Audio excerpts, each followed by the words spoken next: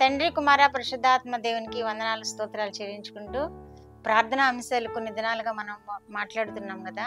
దేవుడు ఈ దినమందు మనకిచ్చిన ప్రార్థనా అంశము శత్రువుల కొరకు తమను హింసించుచున్న వారి కొరకు ప్రార్థన చేయాలి అని ఈవేళ అంశం తీసుకున్నాం. శత్రువుల కొరకు ప్రార్థన చేయాలని, తమను హింసిస్తున్న వారి కొరకు ప్రార్థన చేయాలని మనం నేర్చుకున్నాం. ఈవేళ అపోస్తుల కార్యములు 7వ అధ్యాయము 59-60 వచనం చూద్దాం. ప్రభువును గూర్చి మొరపెట్టుచు యేసు, ప్రభువా నా ఆత్మను చేర్చుకునమని స్టెఫను పలుకుచుండగా వారు అతనిని రాళ్లతో కొట్టిరి. అతడు మోకాళ్ళుని, ప్రభువా వారి మీద ఈ పాపం మోపకమని గొప్ప శబ్దంతో పలికెను. ఈ మాట పలికి నిద్రించెను. సౌలు అతని చావునకు సమ్మతించాను. దేవుడి వాక్యం ద్వారా మనల్ని ఆదరించినగాక. శత్రువుల కొరకు ప్రార్థన చేయమని, మనల్ని హింసించిన వారి కొరకు ప్రార్థన చేయమని ఇక్కడ ప్రార్థన అంశం మనం ఈవేళ మాట్లాడుకుంటున్నాం. మన శత్రువుల కొరకు ప్రార్థన చేసే మనసు మనకుందా? మనకు ఉండాలని ఈ వాక్యం ద్వారా మనం నేర్చుకుంటున్నాం. ఈ ప్రార్థన అంశం ద్వారా మనం నేర్చుకుంటున్నాం. ఇప్పటి వరకు మనం మాట్లాడుకున్న ప్రార్థన అంశాలన్నీ కొంతమంది నెరవేరుస్తుంటారు, కొంతమంది నెరవేర్చకపోతూ ఉంటారు. కానీ ఈ ప్రార్థన అంశం నెరవేర్చడం చాలా కష్టం. శత్రువుల కొరకు ప్రార్థన చేయాలని, హింసించున్న వారి కొరకు ప్రార్థన చేయాలని మన రక్షకుడైన యేసుక్రీస్తు ప్రభు వారు చేశారు ఆ ప్రార్థన. మొదటిగా, తండ్రి వీరేం చేయుచున్నారు, వీరెరుగురు కనుక వీరిని క్షమించు అని మొదటిగా దేవుడు ప్రార్థన చేశాడు సిలువలో. ఆ తర్వాత స్టెఫను కూడా ప్రార్థన చేస్తున్నాడు. యేసు, ప్రభువా వీరేం చేయుచున్నారో వీరికి తెలియదు, వీరిని క్షమించు, ఈ పాపం వారి మీద ఉండనీకు అని ప్రార్థన చేస్తున్నాడు. ఎంత గొప్ప మనసు!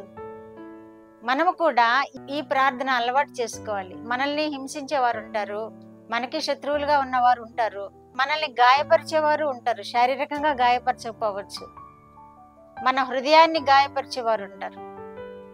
నేను బలహీనమై ఉండినప్పుడు దేవుడు నాకు చూపించాడు, నన్ను అల్లరిపాలు చేస్తున్న వారిని చూపించాడు, నన్ను నిందల పాలు చేస్తున్న వారిని చూపించాడు. వారి కోసం నేను ప్రార్థన చేశాను.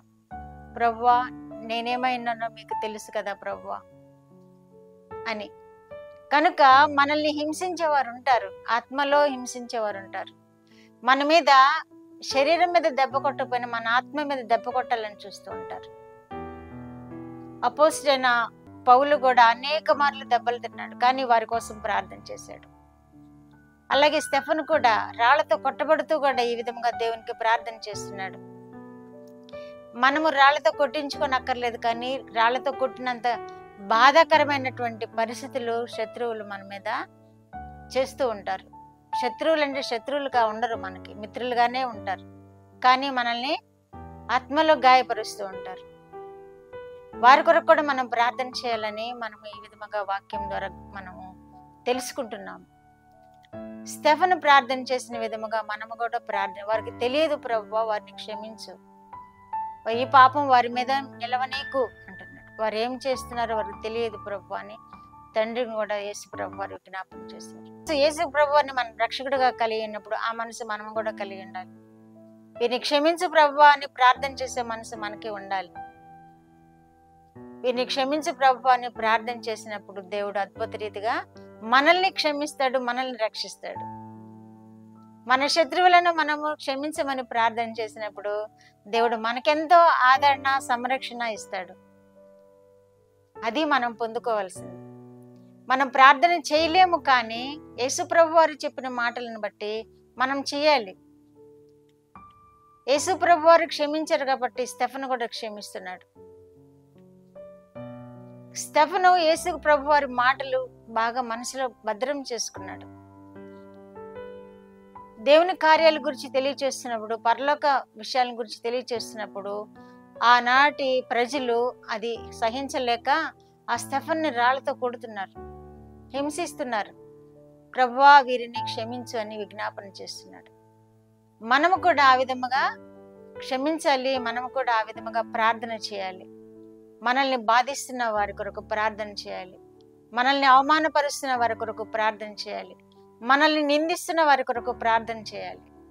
అప్పుడు దేవుడు మనల్ని ఎంతగానో హెచ్చిస్తాడు.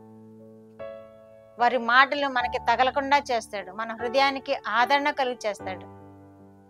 వారి మాటల ద్వారా ఎవరైతే మనల్ని గాయపరచాలని చూస్తున్నారో ఆ మాటలు మనకి గుచ్చుకొనకుండా దేవుడు తనను అగ్ని కంచి మనకు ఉంచుతాడు, మన మీదకి రాకుండా చేస్తాడు ఆ మాటలు.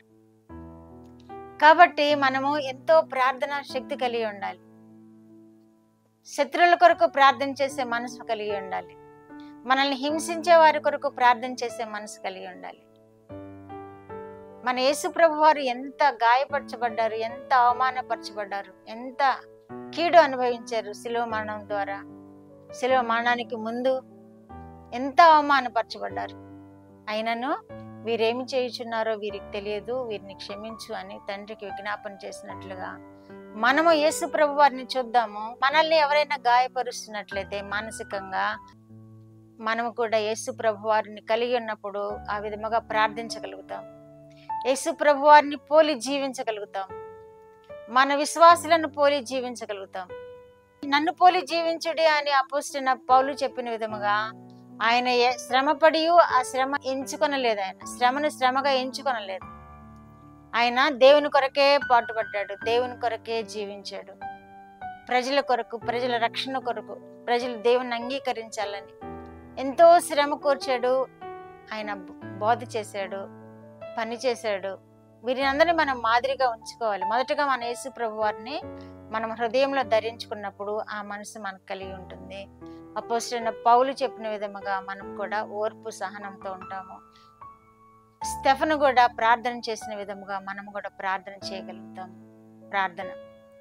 మా దేవ, మా ప్రియ పరలోక ప్రభువా, మీ పరిశుద్ధ పాదములకు వందనాలు, స్తోత్రాలు. మా రక్షకుడైన యేసయ్య స్తోత్రములు, పరిశుద్ధాత్మ దేవ స్తోత్రములు.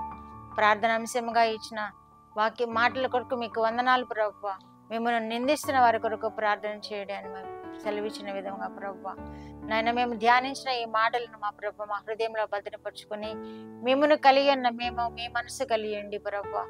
ఇతరులను మా ప్రభువా క్షమించుటకును, ఇతరులను నాయన నిందించకుండా, తిరిగి దూషించకుండా నాయన మమ్మల్ని మేము జాగ్రత్త పరుచుకొని మీ దీవెనలు పొందుకుంటకును వినిచిన బిడ్డలందరినీ ఆశీర్వదించమని యేసుక్రీస్తు వారి పేరిట మనల్ని మీ పాదములతో వేడుకుంటున్నాను పరమ తండ్రి.